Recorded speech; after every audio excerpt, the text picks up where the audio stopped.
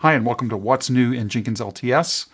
My name is Darren Pope. I'm a developer advocate at CloudBees. And yesterday, if you're watching this live, which was November 30th, can you believe? November 30th already? Jenkins LTS 2.375.1 was actually released. And here along with me, much like all the other times, I have Mark Wade along with me. Mark, how are you doing? Great, Darren. How are you? Good. It's December already. It is. Where did the year go? I confess, I know it's December. Cold has come to Colorado. It's actually been sub-freezing, and I've got snow on the ground. So, yep, it's December. It's December. So, new LTS. Yeah. Finally. Yeah, great. That's a great way to start out the end of the year. It is, and this is a really good one. The developers on the Jenkins core have done a great job of doing some really useful, nice improvements for this release. So just in case people don't know what a Jenkins LTS is, why don't we talk them through both the weekly real quick, and then we'll talk specifically about LTS. You bet. Sure. So Jenkins releases once a week on a weekly cadence, and that gives you the tip of the master branch. It's current, updated regularly. We see the latest improvements. Every 12 weeks, we choose a new long-term support baseline. So roughly every 3 months, that baseline is selected and becomes the .1. So this time it was 2.375 that was selected, and .1, and therefore 2.375.1 becomes the new LTS baseline. That baseline is then receives backports. Those backports assure that it's stable, ready to go, and for a period of 4 weeks, we use that .1. Then a new version is brought out, 2.375.2. Then 2.375.3 4 weeks later, and then we begin again, choose a new baseline, and pick up the next baseline, and off we go. Uh-oh. That's me. Plus, you just missed I'm not going to say the A word going off here, so because we don't need that conversation either. Right. Yeah, I'd forgotten. I'd left the 361 on there because much like other people, when the LTS changes, that center number changes. Right. And I keep forgetting about that. Well, I don't forget about it, but I had forgotten to update the notes. So anyway, we're at, down here, 371, 375.1. Look, what's going to happen when we get beyond 1,000? It's not that far away. Well, okay, careful. That's quite a ways away, thankfully quite a ways away. But we have the same challenge actually in the Jenkins documentation, that there are times when we have to, certain things we have to visit and say, okay, is it time to change this string that describes the current version? Many of them are automated, but a few have to be touched and say, okay, let's fix that. Okay, so let's take a look at the release notes. And before we get into it, Mitya, good to see you here. And yes, a new Jenkins version. Now, the great thing about this is a full month before the holidays really start, so you have time to upgrade before you go on holiday. Say it that way. That's right. So, 375.1. 28 nice, bright, shiny objects here. Now, you may look at this and say, wait, those icons look a little bit different. We'll get more into the icons a little bit later. So 28, 0, and 0. That's right. pretty good for 24 hours. Exactly, and that's actually really, really good. I'm delighted. So if you were to look at the others, you would see 300 plus is not an uncommon number for late stage adopters of these LTSs. So 361.4, 200, 300, we're already at 10% of that in 1 day. So good. That's a good sign. That's and great. No negative feedback in any form. So very good. That's good. Now, if you're comfortable, and of course the project is very comfortable with a .1, but maybe you're not as comfortable with a .1, come on. Who always likes doing the very first release? So if you were going to wait till the .2 or the .3, that's okay too, right? It is. Well, and the .2 on this one is a little bit of a special case, because 4 weeks from now will be right between the Christmas holiday and the New Year holiday. And the Jenkins project has decided, thankfully, we're going to delay 2 weeks so that we will release the next one 6 weeks from now rather than 4 weeks from now. That way, we're not putting the release team, the release lead, the documentation team, all through the process of doing that right in the middle of what for many people is a holiday season. Correct. So, what do we want to talk about here first? Because with this being a .1, and of course this could happen with the .2s and 3s as well, notice that we have changes since and notable changes since. Yeah, so I'd say let's take the easy ones first, which is the changes since 2.375. So that first segment is things that we backported from later weeklies to the 2.375 baseline. So these were things that in 2.375 itself, we found some issue and felt it was significant enough that before we deliver it as an LTS, we want it backported to resolve it. Now, I think it's funny. It's just funny to me. We have prevent a potential deadlock on WebSocket agents. To me, extremely high. That's what absolutely. Big red button. That's great. Yep. But then I see fix the gravatar error on the profile page. Is it the same level? It doesn't feel the same level to me. I agree, but for me, it highlights that there are things that we care about deeply in terms of the Jenkins user experience, and getting the user's image on the icon is actually a piece that matters to many users. And this one surprised some people when they detected the regression. They said, hey, I like that my avatar shows the picture of the person as a hint who it is. Right. So, and then finally a little improvement, telemetry for permissions. I thought that one was interesting. Not by default. And that one, that's a fun one because just as we use the rating system up above, the 2800, telemetry is also used on occasion by the Jenkins project as a way to understand more details about what users are doing with Jenkins. And this particular one has been activated. What happens is the development team activates it for a period, uses it to gather data. It always has a defined endpoint. They say we will stop gathering the data at this point, and then we will use that data to do some analysis, some decisions about what we can or should do with the product next. So this is an opportunity to gather a little extra data on how people are actually using Jenkins, knowing that it will then be turned off. Okay. So just 3 backports. Now, I think this week's weekly was 380, I believe? That's correct. Okay. Right. Okay. So we've had 5 weeks of potential backports. Only 3 items came in from the weeklies. Correct, so, which is also a good thing, and the ratings on the 2.375 weekly were pretty good. That hints, right? Relatively few backports. It was a nice stable weekly version. Okay, so let's get into the real meat of this, because again, since 361.4, which, by the way, that came out after we did our 361.3. It did. That's correct. Yeah, so 361.4 has a story behind it as well. We found a problem in 361.3, which was causing some major consumers of Jenkins to say, I can't do 2.361. And we said, okay, what can we do about it? Found a solution and released on a relatively short timeline 2.361.4 with a fix for that issue, and received a thank you from those large users saying, hey, thanks very much. We're on it. So the big thing in this one is really UI changes to me.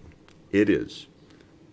Now, and I want to do something a little bit upside down here, Darren. I want to pick up the second bullet item first, because you and I have both noted this, and we owe it to other users to talk about this one. So Darren and I are experienced Jenkins users. Darren, would you agree that you'd have to say you and I are both highly experienced? We've used it for years. We've developed some muscle memory. There are some things that are what they are. Yep. So bring up 2.3. Oh, go ahead. Let's do this. No, okay. So here's 361.4, bottom right hand corner. Great. Okay, so this is 361.4. And open up, weather samples is perfect. All right, now do the same. Now, up in the top, on the top bar, dashboard, weather samples, click it. Right. Well, my mouse isn't showing up on the share. Oh, right. But Of course. So we have to talk about it. But I have a finger, so it's just the share doesn't work. But if I click on it, it refreshes. You can see it bump. Exactly. Okay, so this is the mark weight conditioned response problem, and Darren has it, and I know others who have it, where I need to refresh this page, and the last entry in the navigation and the last entry in the breadcrumb list, I just click it to refresh the page. Yep. Give me a second. Let me see if I can. Let me remove this, and let me go back and share that whole screen, because the pointer may show up on that. Let's see. Okay. Yes, Oh, yeah. we see the pointer now. Okay, good. So it just doesn't handle it in screen share. So anyway, and we'll switch back to the reel. So you can see my pointer right there, right? It changes from arrow to the finger. Not the Right. finger, but the finger. And when you click it, it Click it. refreshes the page. Yep. Now, let's go to the new one. Right. So go to weather samples. Weather samples. Okay, and click that last entry in the breadcrumb list. Well, let's just watch the arrow. Notice the arrow does not change. Right. Okay. This is not clickable. Exactly. Now, what we learned from the UI folks is they noted, hey, having the very last entry in a breadcrumb list be a clickable link can actually be an accessibility challenge for people who are disabled. That can cause complications, and so they intentionally removed it. Now, it's actively being discussed right now how it should be handled for right now, because Darren and I are showing the pattern that other users we think will see as well, where, oh, but I do that click an awful lot. Where'd my clickable link go? So don't be dismayed. Control R is your friend. It refreshes the page. There's also right above it on your browser bar a refresh that will do it. Right. So for most people, it's a relatively short distance to travel to get that refresh. But we are so conditioned that I'm used to at least picking exactly that spot. Yep. So it's just a retraining, and that's fine. Think about all the times we've had to retrain ourselves with Jenkins. Well, and I'm this- okay with it. Yeah, this one, I'm going to be interested to see how it ultimately shakes out. But it's a real change. People should be aware that there is a real change in that last entry in the breadcrumb bar is not clickable. Right. Okay, so let's go back to the changelog here again. So that's improving breadcrumb bar accessibility. That can be argued unless you're using I'm guessing it's a screen reader to where that one comes into play. Right, and that's I am experienced enough with making mistakes in accessibility that I've long ago learned to listen to the experts in accessibility, right? Because I tend to make so many mistakes. Yep. Okay, updating the design of the notifications. Yeah, so this one is just a visual improvement where what it does is when there's and you've got notifications on your bar. Good. Okay. Yep. So you can see I've got 2 yellows with a white bell and a white shield with a red one. But when I go over and take a look at it here, I've got now a hollowed out bell and a hollowed out shield. Everything else is the same. Ignore the numbers. And so these things are just nice tune-ups trying to help it be a little more attractive and operate well still in dark mode, with dark theme and with the current theme that Darren's showing, the light theme. Which I don't have the dark theme installed. Yeah. So I don't just. Okay, this is the other thing. We were sort of leading to it. The weather icons have changed. Right. And everything else is boring from this point, I think. But Right. This because there was much wailing and gnashing of teeth when this version from 361, which I don't remember exactly when it came in, but when these versions of the icons came out, it was not joy, happy, happy. Right. Well, there were a lot of us who were very much conditioned that the icons were our friends, right? They were my deep friends. I'd lived with them for a long time, and I knew them, and I was very familiar with them. And the switch from a multicolored icon to these single-colored icons, the multicolored icons didn't work really well in dark theme and light. They just were not nearly as attractive in a dark theme. These work great in dark theme, but now the new version, and if we look at it, the new version works well in dark theme and brings back color for you. So we get a little more attractive layout. They're nice and pretty, and they've got color. Yep. And that helps. And the other thing I noticed here, it's very subtle, but the statuses here also have been not lightened from a color, but not as bold. Exactly. There have been changed to the status icons so that they are not quite as glaring, right? Now they do still show the rotation when the job is running. And that's a nice capability. We like that there are hints, there are visual cues for users when the job is running. Right. Okay. And also you can see how this layout is breathing just a little bit too. Right. So just little small subtle things. Mm-hmm. Yep. Okay. Let's see here. Let's go to Plugin Manager because I want to save this Winstone stuff for the upgrade because... Yeah, the upgrade guide gives us a good overview of that. Yeah. Let's go to Plugin Manager. We saw this starting out, and we'll just actually here. Let's bring up Plugin Manager in 361 time frame. So we will go to Manage Plugins, and we see our little pill bar across the top. Mm-hmm. That's fine. I don't know if that's the right name. I'm sure Alex would correct me if he was here. And let's go to Manage Jenkins here and go to Manage Plugins. Wait, where? Oh, they're over here, just like what we saw in Jobs a while back. So now instead of seeing things across the top, now we have a nice big search box, which we've always had, but instead of saying filter now, it actually says search. That's good. I like that. Right. And then everything's right here on the side. That's it. Nice and easy. Exactly.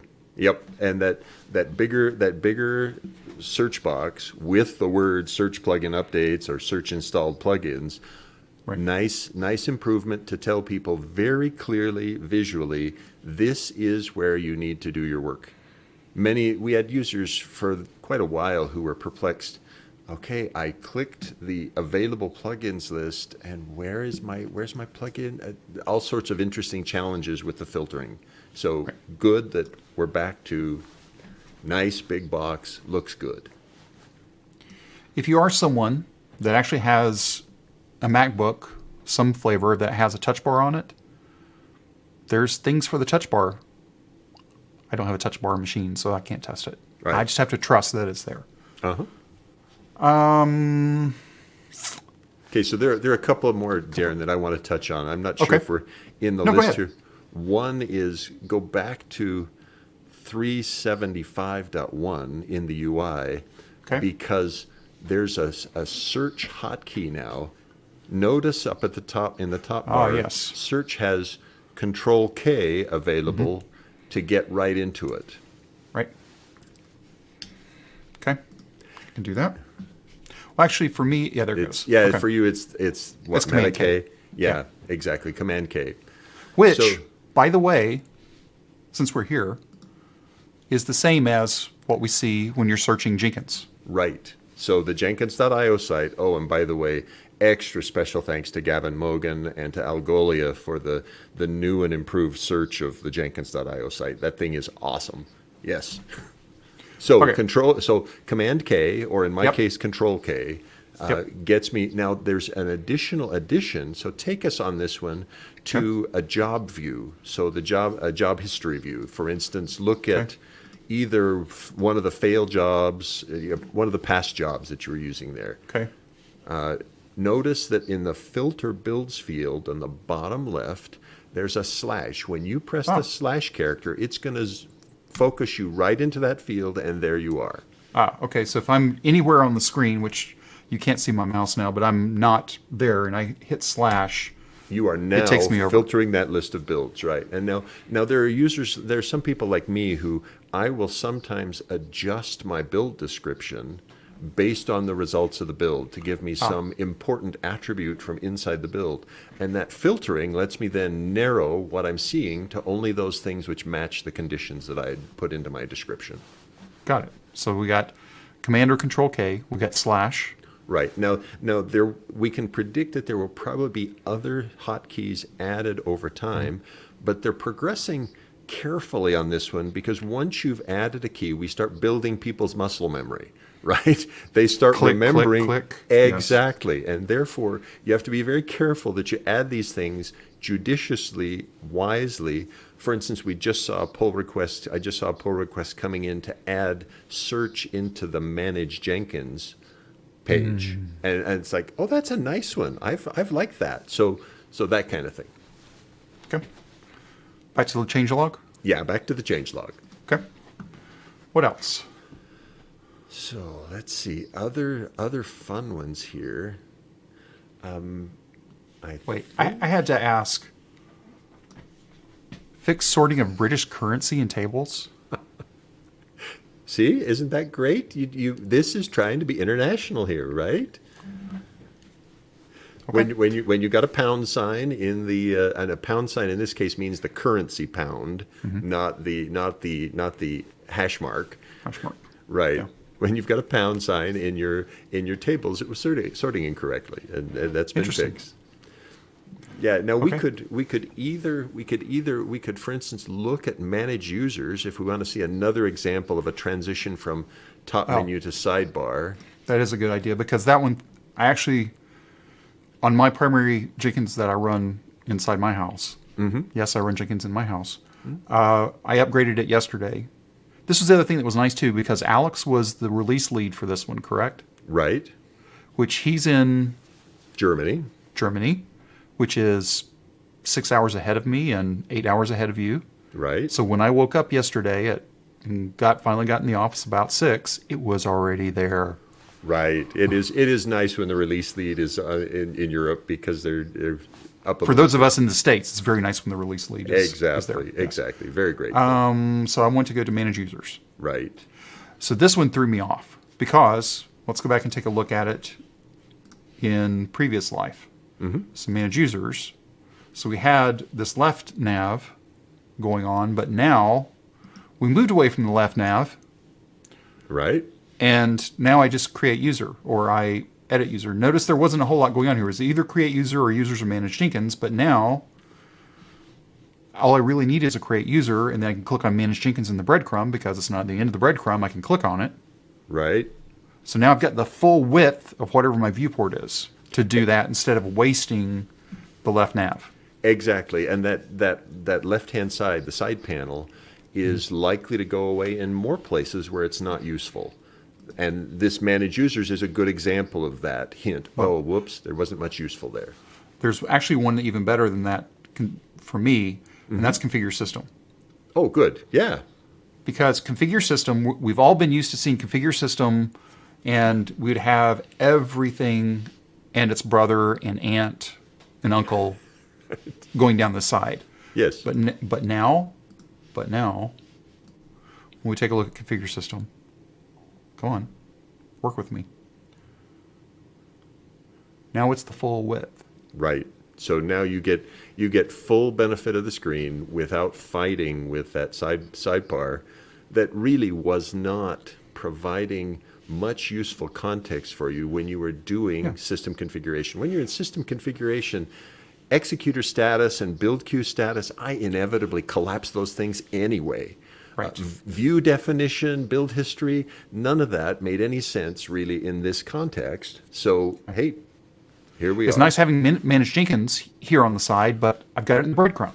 Right. So now it's exactly. new muscle memory. I just go to the breadcrumb, just not the last of the breadcrumbs. That's right.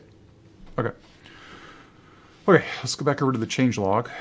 I think it's time we approach the upgrade guide. I think it is, because now it's well, and this is a fun one, because I realize one of my mistakes is visible on this page, Darren, and we'll see it now in the upgrade guide. Let's go to the upgrade guide and we'll explain the mistake.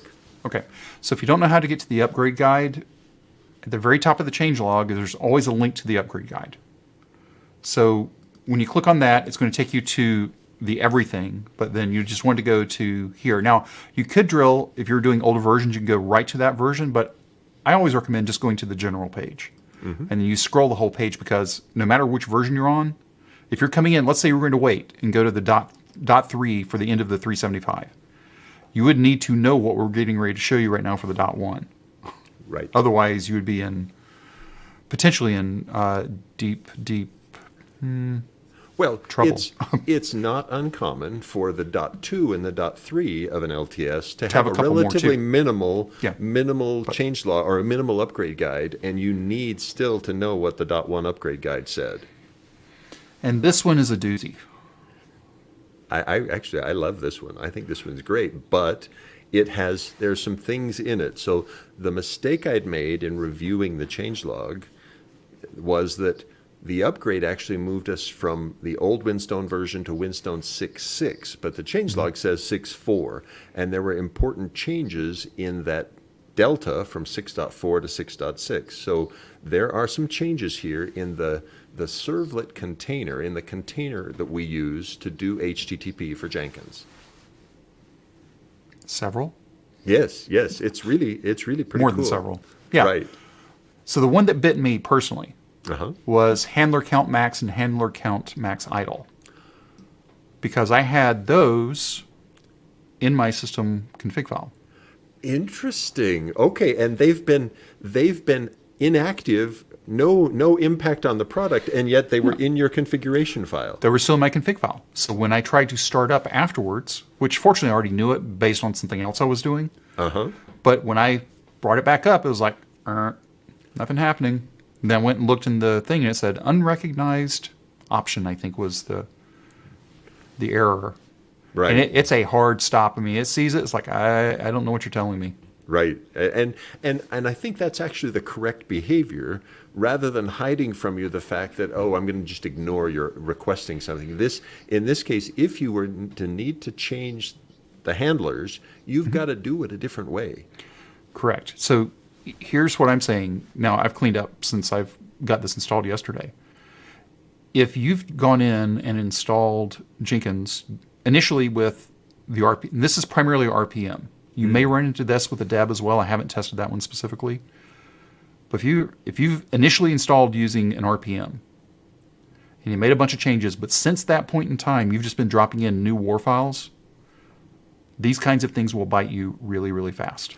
Right. Well, and okay, so strongly worded, please don't just drop in war files. Run RPM to perform the upgrade for you. But even so, if you've had one of these flags added, that flag will persist, right? We will not destroy your flag settings from upgrade to upgrade. And it's important that we don't. Right. But that means you may have one of these flags and need to go into your system configuration and fix that by removing these now dead flags. Correct. So those are the ones that bit me. Mm-hmm. But then it's this one that was like, finally. Because I've done the private key and the certificate dashes sometimes when I would run SSL directly inside. Now, should you be doing that? No. Use a reverse proxy. Use HA proxy. Use Nginx. Use something else. Right. This is one of those things of just because you can, you shouldn't.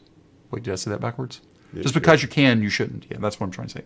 I don't recommend that. It will work, but Sure. And Java's actually reasonably good at doing SSL processing. yeah, However, it's fine. However, SSL processing, I still think you're right that reverse proxies are focused intensely on doing SSL processing, right? So Nginx and Apache and HA proxy, they spend an awful lot of time attempting to optimize their processing of that stuff. So, That's their day job. exactly. They really focus on that. Yeah. Whereas here, this is a weekend warrior. It works, right, and can do it, but should you do it that way in production? Probably not. Well, the other benefit for me with a reverse proxy is I can put all sorts of other things behind that reverse proxy as well. So there are more benefits even than just that. Now, I want to call out a few things here because we've jumped. So I've complained about. I've said yay and not so yay, but it's here, so you have to deal with it.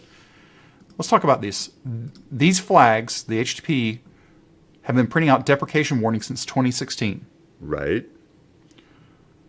The handler count were deprecated 4 years. Right. Nothing. Right?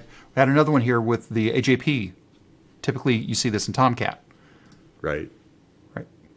Been obsolete since Jetty 9. We're at what now? Jetty 10. This is the for anybody that's younger than 50. Sorry. And you're not in the U.S., it may make no sense. But if you ever watch the Carol Burnett Show, go out on YouTube and look up the Carol Burnett Show. Go to the end of the episode. You'll see somebody coming through, sweeping up after the elephants. That's what this is. This is cleaning up after the elephants. Well, and it's high value that we do this kind of cleanup because we don't want to carry baggage that might be a risk to someone if it's inadvertently left behind. Right. Yep. This transition from Jetty 9 to Jetty 10 is an important transition for Jenkins users because Jetty 9 is no longer being actively supported for the general public by the Jetty project. They've moved on. And so our switch to Jetty 10 is well timed. The Jetty 9 project, they want to move on too. And so our using Jetty 10 is a good choice now, both for the Jetty project and for Jenkins users. So a lot of people may not understand. So Jetty's obviously the servlet container that's used within here. But what's Winstone? Yeah, so Winstone is the wrapper that we use to package Jetty, and it gives Jetty to us. What had happened for some time was we were running our own copy of things, and Winstone gave us a way to deliver that into Jenkins. So Winstone is the Jenkins component. Now, it was also, for some period, used by other projects. Right now, it is predominantly a Jenkins component, but Jenkins Winstone is the packaging vehicle that delivers Jetty to Jenkins core. So it's just the wrapper around Jetty and Right. the API layer to get everything back and forth. Okay. And that's the upgrade guide. So the thing that will bite you is if you've set some extra dashes. Again, maybe you were just running a war file period, right? You never did the RPM or did so let's go back to what you said. If you initially install using RPM or deb, stick with that for your upgrades. Correct. Always and forever, amen. Right. If you just run a war file and you had set up your own initd file in some way, shape, or form. Right. Or you'd configured your own shell script or whatever, you may have these arguments in it. Correct. And if you do, you'll get pretty fast notification that, hey, you tried to pass an argument that is no longer a valid argument. Yeah, as in what fast notification really means, it tries to start and it stops immediately. Correct. It's a hard stop. So like brick wall level stop. Mm-hmm. So it doesn't fake you out and come up and it's like, oh, no, it's you won't be doing work. The messages here tell us the code spent some years giving alerts, right? Some years saying, hey, this is deprecated. But there comes a time when it's time to say, not just deprecated, it's gone now. Correct. So finally, gone. Is there anything else?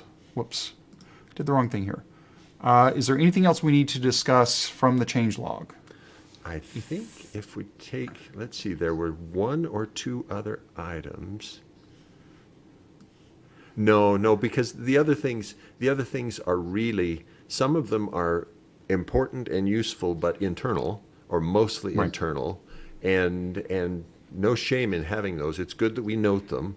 The WebSocket improvements are helpful and useful here, and certainly, for instance, that very bottommost one, temporary network partitions should not cancel the WebSocket ping thread, and back up in the earlier where it was saying avoid WebSocket deadlocks. Right. WebSocket is becoming an increasingly important facility. Right now, maybe there is something worth discussing here, Darren, and it's sort of related to WebSocket, and that's the container notion. So Jenkins bundles Winstone and uses the Jetty that's inside Winstone to do its container, its servlet container. There have been a number of users who have chosen to use other forms of containers. They may use Apache Tomcat, or they may be using Wildfly, what used to be called JBoss, as their container instead of using the Winstone Jetty that's bundled. Well, one of the things we've learned is that one of the things I've learned, others already knew it, is that WebSocket isn't supported in those alternate containers. You must use Winstone and Jetty, and my strong recommendation is, preference is, stay with the Winstone container rather than using Apache Tomcat or using Wildfly. Now, we've got a new statement on the Jenkins.io site that describes the conditions for those, and we've got some new automated tests that check that Tomcat and Wildfly still work, but be alerted that it doesn't get nearly as much testing on these alternate containers because all the core developers use the default container. So, is that it? That's it. Okay. So instead of being back in 4-ish weeks, it's going to be 6-ish weeks due to the holidays That's right. that a lot of us are taking. Hopefully, even if you don't take holidays during this time, hopefully you get some time away from the desk, if nothing else. Exactly. So we'll be back. What is the projected date? It's January 11th, I think. Good question. Let me look. January real quickly 10th, here. January 11th, I think is what the date Thought is. it was the 13th. Oh, nope, you're right. It's the 11th. It's the 11th. So we'll be back on the 12th. Correct. Right, okay. And which means I need to go scurry off and schedule that now so I don't forget about it. Okay. And because Mark's calendar won't be open if I wait until 3 days before. And then we'll be back with 375.2 Correct. and any other things that might be happening. We're also looking in the new year to add in a little bit more content. If you are a Jenkins plugin maintainer or plugin developer, there was a series of videos that we did over a year ago now that still holds, thankfully, about how to improve a plugin. Well, we've got a few more things to add into that, so we'll be doing a couple more videos for that series. And then we're going to be looking at debugging plugins and how to debug plugins within a series of IDEs. Mark happens to use NetBeans. I use VS Code, but we'll also take a look at probably IntelliJ. Right. We'll also probably take a look at either Gitpod and or GitHub Codespaces. Right. Because they're all of those are valid locations to do development and to do diagnosis and debugging. So all of that will be coming up in the first quarter probably of next year. February, March, April, somewhere in that ballpark. As long as Mark is not snowed under 15 feet of snow. As long. Which can happen. Which can happen there. But we hope not. So everybody, thanks for hanging out with us for this past 30, 45 minutes. Again, we'll be back in about 6 weeks. If you enjoy the holidays, enjoy your holidays. And we will be back when we're back.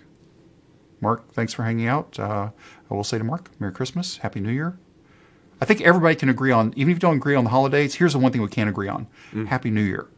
And both those to you, Darren. Merry Christmas, Happy New Year. It's a great season.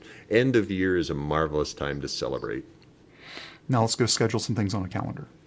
Yes. All right. Thanks, everybody. Have a great rest of your week.